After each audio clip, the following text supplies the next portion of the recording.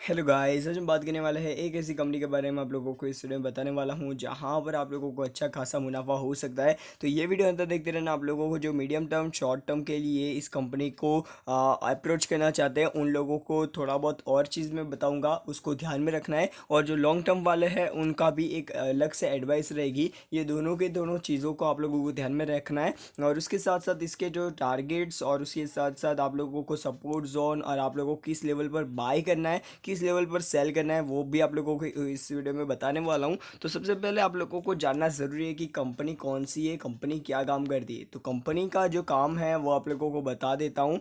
Company का काम एक तो सबसे पहले इसका जो डिफेंस सेक्टर का सबसे अच्छा काम है और सबसे मेजर काम इसका डिफेंस सेक्टर से आता है। उसके साथ साथ यहाँ पर से आप लोगों को जो टाटा जैसे टाटा ग्रुप के साथ इनकी पार्टनरशिप है और उनका भी यहाँ पर से बहुत सारा ये सामान बनाती है। ये कंपनी मैन्युफैक्चरर है। और इसके साथ साथ टाटा ग्रुप का कौन सा सामान बनाती है वो आप लोगों को आगे दिखाता हूँ। और उसके साथ साथ आप लोगों को ये कंपनी इलेक्ट्रिक व्हीकल के जो चार्जिंग स्टेशन होते हैं उसके ऊपर भी ये कंपनी काम कर रही है। तो आप लोगों को ये एक दुगना मुनाफा वाली कंपनी देखने को मिल रही है। क्यों ऐसा मैं बोल रहा हूँ, क्योंकि देखो कोई भी डिफेंस सेक्टर कब क्या काम आता है। एक तो वॉर होती है और वो सारी चीज़ों को यहाँ पर से हो जाता है कभी कभी। तो यहाँ पर से क्या होता है, ये कंपनियाँ बहुत ज़्यादा अच्छी तरीके से भागती है। वॉर होना होना नहीं चाहिए, पर मेरे ख्याल से आप लोगों को जो वॉर कई सिचुएशन में जब सारे पोर्टफोलियो का अपना सारा पोर्टफोलियो नीचे जा रहा होगा तब ये कंपनी ऊपर जा रही होगी। ठीक है, तो आप लोगों को ऐसे भी थोड़ी बहुत कंपनियाँ रखनी चाहिए थोड़ी अमाउंट में। तो आप लोगों को क्या होगा, फ़ायदा होगा आने वाले लॉन्ग टर्म में। और वॉर की सिचुएशन हो जाती है, क्राइसिस हो जाता है वॉर की वजह से, तो आप लोग इससे आराम से डिफेंड कर सकते हो, अपना पोर्टफोलियो को थोड़ा सेफ रख सको। तो ये चीज़ याद रखना। आप लोगों को ये इस कंपनी में कितना पैसा डालना है वो भी आप लोगों को इस वीडियो में बताने वाला हूँ। तो ये वीडियो अंदर देखते रहो। अभी ये हाल में बात करें, 84 रुपीज़ का ये कंपनी है और आने वाले समय में आप लोगों को इस कंपनी ने स्प्लिट भी दिया है, ये चीज़ याद रखना। और ये 2018 में ये लिस्ट हुई थी। आप लोगों को डेटा यहाँ पर से गूगल मैप के ऊपर सॉरी गूगल के ऊपर नहीं देखने को मिलेगा। आप लोगों को एक और जगह पर से डेटा दिखा देता हूँ। तो वहाँ पर आप लोग डेटा देखोगे, आप लोगों को पता चलेगा कि ये कंपनी 2018 में लिस्ट हुई थी। और 2018 में लिस्ट होने के बाद ये 66 रुपये पर ये लिस्ट हुई थी। और उसके बाद इसका स्प्लिट हुआ और ये 66 रुपये से 20 रुपये पर आ गई, 18 रुपये पर आ गई। और उसके बाद ये फिर से 18 रुपये से फिर से 66 रुपये से ऊपर चली गई है, यहाँ पर कितने रुपये तक, 84 रुपीज़। तो आप लोगों को एनएससी की वेबसाइट में लेकर चलूँगा। उससे पहले कंपनी क्या काम करती है और कंपनी का नाम क्या है वो बता देता हूँ। कंपनी का नाम आप लोग देख सकते हो, मरीन इलेक्ट्रिकल्स करके ये कंपनी का नाम है। कंपनी का यहाँ पर से मेजोरिटी इनका जो बिजनेस है वो कहाँ कौन कौन सी चीज़ों में से आता है उसके बारे में बात कर लेते हैं। आप लोगों को ने मरीन नाम के नाम सुना ही होगा। मरीन ये एक आप लोगों को वहाँ पर से ही पता चल गई होगी कि ये बोट्स और वो सारे सेगमेंट में ये कंपनी काम करती है। इनके जो प्रोडक्ट्स है मेन रिगार्डिंग आप लोग बोल सकते हो कि इलेक्ट्रिकल से रिलेटेड है। मरीन लाइंस में आप लोगों को इलेक्ट्रिसिटी और वो सारी चीज़ों को आप लोगों को मरीन्स के अंदर प्रोवाइड करना होता है। तो यहाँ पर ये जो सारा का सारा जो इनका बिजनेस है उसी के ऊपर बेस्ड है। और इनका जो यहाँ पर से अभी अभी एक देखो यहाँ पर आप लोग देखोगे तो आदित्य बिरला के साथ, उसके साथ साथ बड़े बड़े नाम हैं, HFCL ग्रुप और बहुत सारे ऐसे बड़े नाम हैं जो आप लोगों ने सुने ही होंगे। तो यहाँ पर HP हिंदुस्तान पेट्रोलियम के साथ इनका टाइप है। उसके साथ साथ आप लोग देखोगे ये इंडियन ऑयल के साथ है। उसके साथ साथ जॉन डीर और ये बहुत सारी JSW स्टील, आप लोगों को ना पता हो तो बता देता हूँ, लोढ़ा डेवलपर्स के साथ इनका मतलब पार्टनरशिप है। महिंद्रा के पास है, महिंद्रा के साथ है।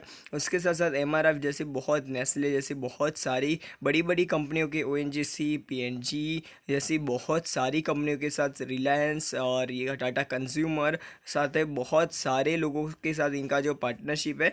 और उसके साथ साथ ये अपना बिजनेस इन लोगों के साथ भी करती है। ठीक है, तो ये कौन कौन से चीज़ें देखो यहाँ पर से आप लोग देखोगे तो इंडस्ट्रियल सॉल्यूशन ये प्रोवाइड करती है। आप लोगों को ये देख सकते हो इंडस्ट्रियल सॉल्यूशन, जिसमें आप लोगों को जो केमिकल वाले जो मतलब केमिकल सेक्टर में जो काम करते होंगे उन लोगों को ज़्यादा समझ में आएगा ये चीज़ों में। तो ये चीज़ याद रखना। उसके साथ साथ ये कंपनी मरीन सॉल्यूशन में भी ये कंपनी काम करती है। ये मरीन्स मतलब सबमरीन्स होती है, उसको ये कंपनी मैन्युफैक्चरिंग करती है। और उसका जो इलेक्ट्रिक वाला जो सेगमेंट होता है वो टेक्नोलॉजी है पूरी की पूरी यही मैनेज करती है। यही कंपनी सिस्टम आप लोग बोल सकते हो, इंटीग्रेट सिस्टम आप लोगों को ये कंपनी बनाती हुई देखने को मिल जाती है। तो यहाँ पर आप लोगों को ये कंपनी काम करती हुई अच्छी तरीके से देखने को मिल रही है। अभी अभी कंपनी की लेटेस्ट न्यूज़ यहाँ पर 14 दिसंबर को ये आई थी। और आप लोग देख सकते हो इसको 201 मिलियन मिलियन का रुपीज़ का इसका आप लोग अनाउंसमेंट देख सकते हो या ऑर्डर देख सकते हो। ये ऑर्डर मिला था, न्यू ऑर्डर मिला था। तो उसका भी यहाँ पर से डिटेल बताया हुआ है। वर्ल्ड वाइड इसका कंपनी का लोकेशन है। ये वर्ल्ड वाइड कंपनी काम करती है। और ये कंपनी का जो काम है वो आप लोग देख सकते हो, शिप बिल्डिंग से लेकर नेवी। नेवी मतलब आप लोगों को पता ही होगा कि जो मतलब डिफेंस सेक्टर या वो वहाँ पर ये कंपनी काम करती है, नेवी। उसके साथ साथ इंडस्ट्रियल कॉमर्शियल सेगमेंट में भी ये कंपनी काम करती है, ठीक है। तो ये चीज़ याद रखना। और इनका जो मेन बिजनेस है वो largest supplier of electrical and automation equipments for marines, मतलब सबमरीन्स के लिए ये इलेक्ट्रिकल और ऑटोमेशन जो व्हीकल्स होते हैं उसके ऊपर ये ज़्यादा काम करती है, ठीक है। तो आप लोगों को ये कंपनी तो ओवरव्यू आप लोगों को पता चल गया कंपनी कैसे काम कर रही है। अभी आप लोगों को इसकी थोड़ी बहुत फंडामेंटल्स बात कर लेते हैं। तो कंपनी का जो आप लोगों को फेस वैल्यू अभी 2 देखने को मिल रहा है, पहले 10 था। और इस कंपनी ने स्प्लिट दिया, इसी की वजह से इसका जो फेस वैल्यू है वो घटता हुआ नज़र आ रहा है। कंपनी ज़्यादा बड़ी नहीं है, आप लोगों को 1033 करोड़ रुपीज़ की कंपनी देखने को मिल जाती है मार्केट कैप के हिसाब से। अभी करंट वैल्यू प्राइस की आप लोग देखोगे तो आप लोगों को 84.2 रुपीज़ की इसकी अभी करंट वैल्यू देखने को मिल रही है। जो यहाँ पर आर ओ सी डिसेंस है, इतना ज़्यादा एट्रैक्टिव है नहीं। पी आप लोग देखोगे बहुत ज़्यादा हाई है, इसीलिए मैं बोल रहा हूँ इसी लेवल पर आप लोगों को बाय नहीं करना है। अभी आप लोगों को मैं बताता हूँ आगे किस लेवल पर बाय करना है। उसके साथ साथ बुक वैल्यू से ये बहुत ज़्यादा ऊपर चल रही है। अभी आप लोगों को इसको किस लेवल पर बाय करना है उसके बारे में बात कर लेते हैं। तो आप लोगों को सबसे पहले 50 DMA और 200 DMA की लाइन्स ड्रॉ कर लेते हैं। ये कंपनी का जो maximum chart pattern maximum 5 years का आप लोगों को 2018 से लेकर अभी तक का सारा डेटा यहाँ पर से आ गया। 2018 में लिस्ट हुई थी इसलिए। और इस कंपनी का जो 2000 मतलब 66 रुपये पर इसका IPO आया था, 67 रुपये का प्राइस बैंड लेकर। और उसके बाद ये 20 रुपये यहाँ पर 20 रुपये क्यों दिखा रहा है पता है? क्योंकि इस कंपनी ने स्प्लिट दिया था। ये 100 रुपये गई थी, 100 रुपये जाने के बाद इस कंपनी ने स्प्लिट दिया था और उसके बाद उसकी वैल्यू है 20 रुपये आ गई थी, ठीक है। तो ऐसा मत सोचना कि ये 66 रुपये का इसका प्राइस था, प्राइस बैंड, और ये आए ही 20 रुपये के आसपास। ये बिल्कुल भी नहीं है, ठीक है। ये चीज़ याद रखना। अभी हम बात कर लेते हैं कंपनी में आप लोगों को किस लेवल पर बाइंग करनी चाहिए। तो आप लोगों को 1 ईयर का चार्ट पैटर्न लेकर आता हूँ और 1 ईयर में आप लोगों को पता चल जाएगा कंपनी जब जब कब कब भागती है। जब ये 50 DMA के नज़दीक आता है ये कंपनी का जो प्राइस है वो ऊपर जाने लगता है। आप लोग देख सकते हो 50 DMA की नज़दीक आती है इस कंपनी की जो प्राइस है, उसके बाद ये रैली दिखाना चालू कर देती है। 50 DMA के नज़दीक ऊपर, 50 DMA के नज़दीक ऊपर, 50 DMA के नज़दीक फिर से ऊपर। तो यहाँ पर भी आप लोगों को पता चल जाएगा 50 DMA के नज़दीक ऊपर। और यहाँ पर आप लोगों को अभी 50 DMA के जो नज़दीक आ जाते हैं इसकी जो प्राइस है आप लोगों को डेली बेसिस पर चेक करना होगा।